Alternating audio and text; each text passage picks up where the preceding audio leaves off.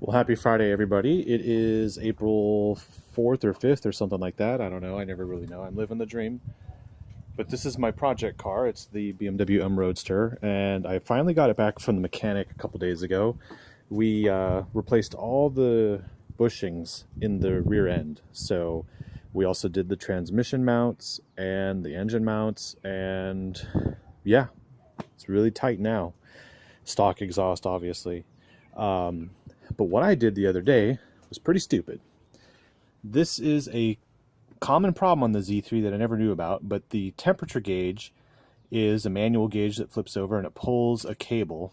And what I did was, in the mid-range area here, I forced it over because it was cold out at night and I wanted the heat on. So I forced it over and I broke it. So the radio's coming out and we have to replace the plastic part behind there. And it is a royal pain in the butt. And I didn't know that that was a common problem on the Z3s, but it is. But once we get past that, everything will be working again. And I also noticed too, we have the head unit out here so we can access everything. The subwoofer was really sloppy sounding, and I thought maybe there was a problem with the speaker. We'd have to like refoam the surround on it, or maybe I'd have to replace it. And I did some research, and people have been replacing these subwoofers with a cone from Kicker. But this is a 2-ohm Harman Kardon system with 2 amps and the head unit. So it's a very complicated system in my view.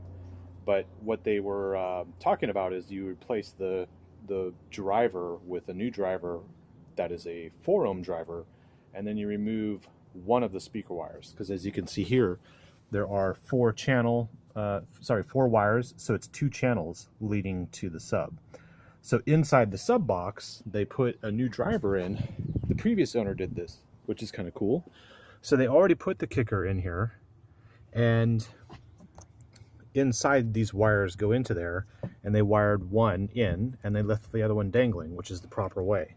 But it was still sloppy, and I found out that here is a grommet, and this grommet actually had a gap. So we put some sealant around that gap there. It's kind of sloppy, I know, but when we tested it, that actually fixed the sloppiness.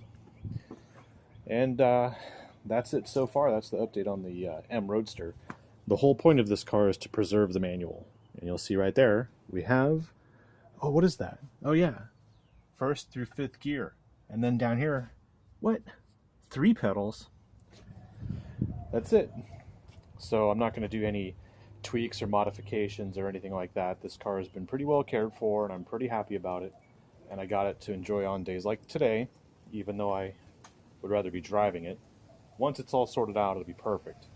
And in typical BMW fashion, I bought it Monday of the week before, and it's been in the shop for 7 days. So that's a BMW.